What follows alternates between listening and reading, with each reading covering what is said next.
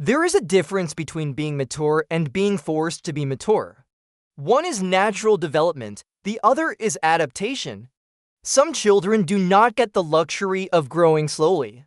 They are not allowed to be messy, loud, naive, or emotionally dependent for long. Instead, they become calm too early, responsible too early, self-aware too early. And from the outside, it looks impressive.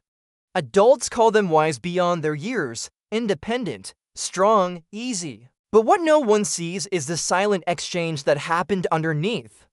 Childhood was traded for stability, innocence was traded for responsibility. And when that happens, the effects do not disappear with age, they follow you quietly into adulthood.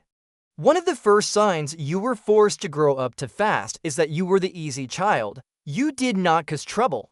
You did not ask for much, you handled things alone. You understood when your parents were stressed. You adjusted your needs accordingly. You became emotionally convenient. That did not happen randomly. It happened because you sensed that adding your emotions to the environment would create instability. So you minimized yourself. You learned to read the room before speaking. You became hyper-aware of tone shifts, facial expressions, tension levels. This hyper-awareness becomes second nature. Even now, you may walk into a space and instantly assess emotional temperature without trying. Another sign is parentification. You may have taken on adult roles early. Caring for siblings, mediating arguments, providing emotional support to a caregiver, listening to problems you were too young to carry. You might have been told things like, "You're the only one I can talk to," or "You're so mature, I don't know what I'd do without you." While these statements sound flattering, they place weight on a child's nervous system that it was not designed to hold. Responsibility builds competence, but excessive responsibility builds tension. As an adult, you may still feel responsible for people's well-being automatically. You might struggle to relax when someone around you is upset, feeling it is your job to fix it. Another sign is chronic hyper-independence. You do not ask for help easily. Even when overwhelmed, you prefer solving things yourself. Relying on others feels risky. This pattern often begins when children learn that support is inconsistent or conditional. If asking for help once led to disappointment or dismissal, you stopped asking. You internalized the message that your needs were secondary. Now, independence feels safer than vulnerability. But independence taken to extremes becomes isolation. You might appear capable and self-sufficient, but internally you may feel unsupported. Emotional suppression is another powerful indicator. As a child, expressing sadness, anger, or fear may not have been safe or welcomed. You might have been told you were overreacting, too sensitive, dramatic, so you learned to regulate by numbing. You swallowed tears, you distracted yourself. You intellectualized instead of feeling. This suppression does not mean emotions disappear, it means they are stored. As an adult, you might struggle to identify what you feel in real time. You may describe situations logically but feel disconnected from the emotional core. You may appear calm in crisis but collapse later in private. Growing up too fast often wires the nervous system for vigilance. You may find it hard to fully relax. Even when there is no immediate threat, your body might remain slightly tense. Shoulders tight, jaw clenched, sleep shallow. This hypervigilance began as adaptation. When environments are unpredictable, children learn to stay alert. Anticipating conflict or instability becomes a survival skill. But in adulthood, when safety is available, the body may still operate as if danger is nearby. You may overthink minor issues, preparing for worst-case scenarios automatically. Difficulty setting boundaries is another sign. If your value as a child came from being helpful or mature, saying no may feel unnatural. You may fear disappointing others. You may overextend yourself to maintain harmony. Boundaries feel selfish because you were conditioned to prioritize stability over personal comfort. This leads to burnout. You carry more than your share because carrying became your identity. Another indicator is feeling older than your peers throughout life. As a child, you may have related more to adults. As an adult, you may struggle with playfulness, being carefree may feel foreign.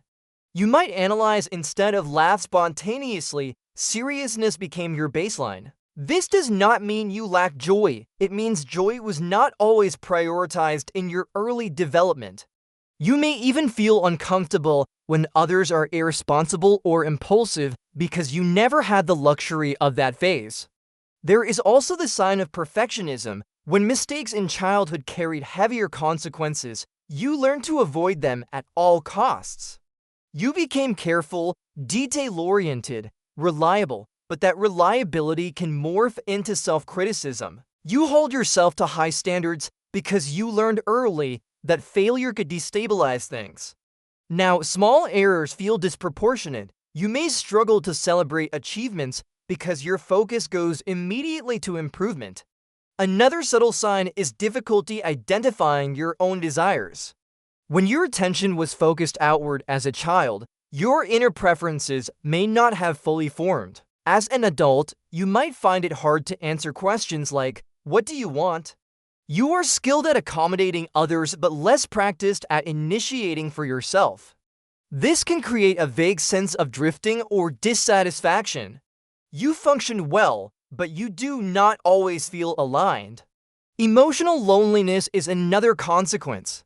Even if you are surrounded by people, you may feel that no one truly understands the weight you carried early on. Because you appeared strong, others may have assumed you did not need support.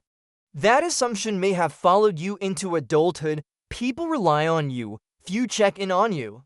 You may attract relationships where you are the stable one, the advisor, the caretaker.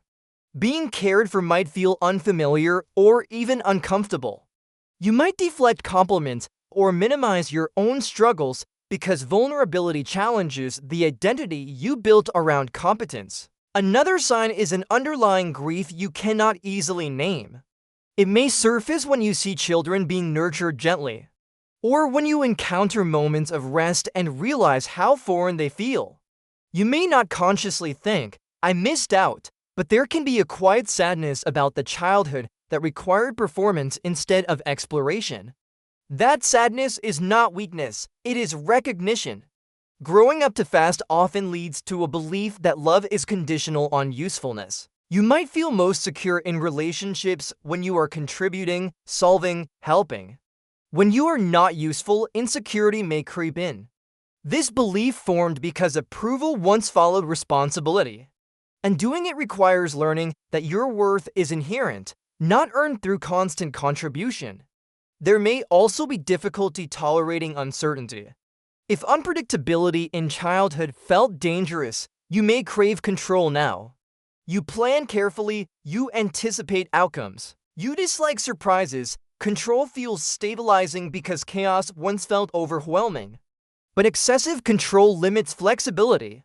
The nervous system that once relied on preparation may struggle to trust spontaneity. Another sign is compartmentalization. You learn to separate feelings from function. You could go to school, perform well, and appear composed even when things were unstable at home. That skill persists. You can show up professionally while privately struggling. Others may see you as strong. You may feel divided. The long-term effect of growing up too fast is not incompetence. It is imbalance. You develop strength without softness. Awareness without rest, responsibility without permission to be dependent. The goal now is not to erase that strength. It is to integrate what was postponed. To allow yourself support. To practice asking for help. To set boundaries without guilt. To reconnect with play, even if it feels awkward at first. Healing does not require rejecting your maturity, it requires expanding it. True maturity includes knowing when to carry and when to release. It includes understanding that you do not have to earn safety constantly. Growing up too fast shaped you, it made you perceptive, capable, resilient. But you are no longer required to survive in the same way. You are allowed to grow at a different pace now.